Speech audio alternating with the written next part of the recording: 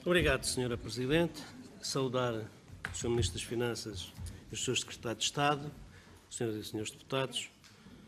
Sr. Ministro, perpassou e tem sido mais ou menos consensual, até dentro do próprio Governo, conforme já percebemos, a implantação da ditadura das finanças, portanto, em detrimento da transparência e da sustentabilidade do futuro do país. Aliás, também perpassa daquilo até que o Sr. Secretário de Estado do Orçamento referiu, que esta ditadura das finanças no plano orçamental cerceou a possibilidade de desenvolver todos os projetos que estavam em carteira e que agora é que vão ser daqui para o futuro. Portanto, e para o grupo parlamentar do PSD faz alguma confusão como é que até agora, com este modelo, não foi possível libertar recursos para o investimento e como é que, de repente, vão brotar recursos financeiros para, de facto, seguir esta política tão generosa de investimentos. Portanto, se até aqui aquilo que nós temos verificado é uma contenção extrema para níveis históricos, como é que é possível, a partir daqui, de facto, essa geração de investimento? Também sublinhar que há muitos níveis, portanto, e as diferentes instituições, quer o TAU, quer o Conselho Económico e Social, quer o Tribunal de Contas, referem a propensão que o Ministério das Finanças tem para a criação de regras próprias. Portanto, olhar para os problemas unicamente na ótica daquilo que são as diretrizes do Ministério das Finanças.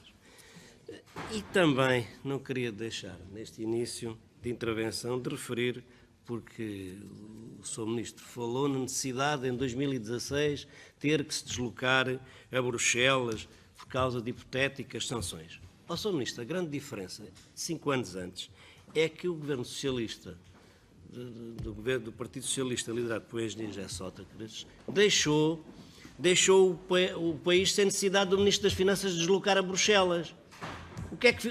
Qual é que foi a necessidade que existiu? Foi da Troika estar permanentemente no país. Portanto, a realidade com que estávamos confrontados durante esse governo foi a necessidade de a Troika estar sempre, portanto, em termos de dificuldade, em termos de baixa de credibilidade internacional, é todo um mundo de diferença aquela que foi herdada do que aquela que o Sr. Ministro herdou.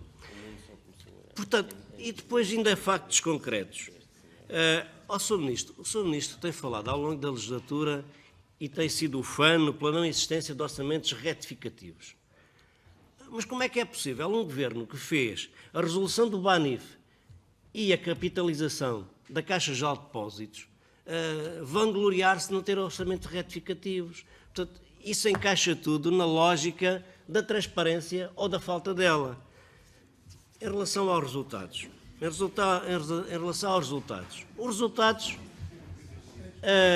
relação ao saldo das administrações públicas, portanto, o Sr. Ministro não cumpriu.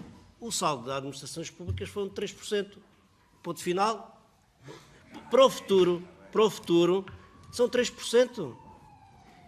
E, por outro lado, em relação ao saldo estrutural, também há uma distância enorme em relação àquilo que foi o verificado e àquilo que era o objetivo. Portanto, verificou-se menos 1,8%, o objetivo era 0,25%. Portanto, muito longe daquilo que eram os objetivos que nos propunhamos. Em relação a outras matérias, algumas delas identificadas pelas diferentes instituições, há um que reputamos de muito importante também, que é o contributo negativo das administrações públicas para o financiamento, conforme nos diz a UTAU. Portanto, a capacidade de financiamento veio dos privados.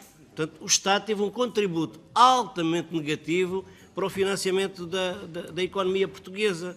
Portanto, se a economia portuguesa teve 2,1 mil milhões de euros de capacidade de financiamento, o Estado teve um valor negativo de 5,8 mil milhões de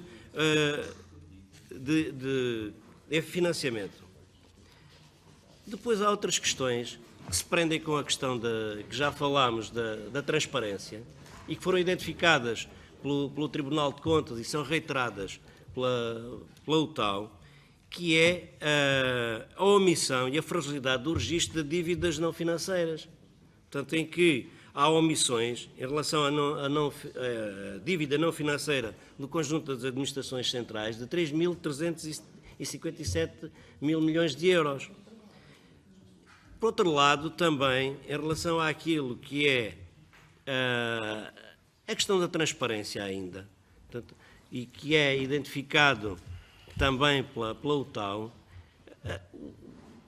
o saldo orçamental em contabilidade pública, portanto, aquilo que é a Autoridade Estatística Nacional tem um valor, a DGO tem outro valor. Portanto, em termos daquilo que, portanto, o INE, em termos do procedimento de déficit excessivo, portanto, aponta para um valor de 2.779 milhões de euros.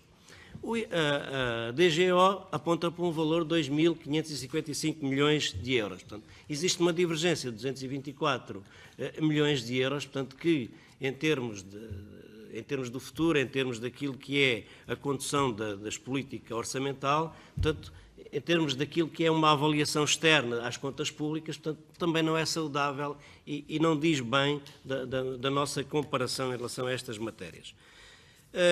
Ainda no âmbito da transparência, Sr. Ministro, nós tínhamos uma lei de orçamento de Estado, uma lei de enquadramento orçamental que previsivelmente teria entrado em vigor este ano. Portanto, aquilo que o Governo fez foi muito pouco em relação à implementação da lei de enquadramento orçamental.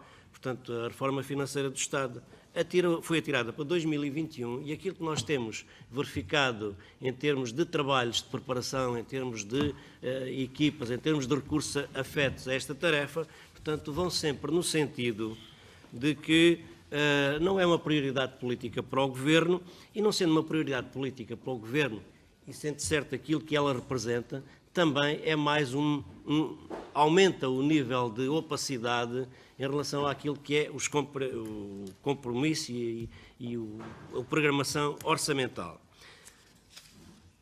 O ano 2017, conforme já foi dito, e depois o Sr. Primeiro-Ministro tinha referido que tinha sido um ano maravilhoso, teve depois necessidade de corrigir, porque de facto os portugueses e as famílias portuguesas sentiram bem duro aquilo que foi os problemas que nós tivemos em 2017, ao nível da segurança das pessoas e bens, ao nível da segurança social com tanques, ao nível dos incêndios, à quebra do investimento público, à carga fiscal.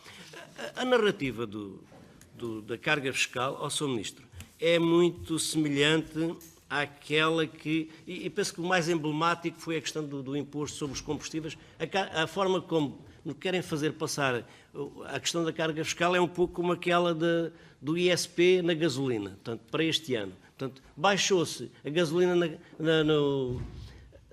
na gasolina e depois aumentamos a taxa de carbono com um valor que vai arrecadar um valor substancialmente superior, portanto, e lá se vão as poupanças dos portugueses que consomem gasolina nos seus veículos. Portanto, só para terminar, Senhora Presidente... Para terminar mesmo, Sr. Deputado... A questão das dívidas da saúde, portanto, que em 2017 atingiram o valor de 837 milhões, bem sei que depois, em 2018, foi corrigido, mas ainda assim, os valores de 2018 ainda é superior ao ano de 2015. Portanto, todo este esforço... E muitas das vezes, quando se fala na descida da dívida, aquilo que nós verificamos, inclusive pela última execução orçamental do mês de dezembro, é que as empresas que fazem fornecimentos ao Estado levam todo o ano a acumular dívida, portanto, a dívida num determinado momento representa um valor. Mas se nós olharmos para aquilo que é o valor ao longo do ano, o crescimento sucessivo ao longo do ano, muito obrigada. O Estado muito obrigada, Sr. não vai amortizando muito pouca dívida e vamos tendo um crescimento exponencial muito obrigado, Sr. Deputado. Depois, eventualmente, baixar Sr. Deputado, já no mês de excedeu dezembro. manifestamente o seu tempo.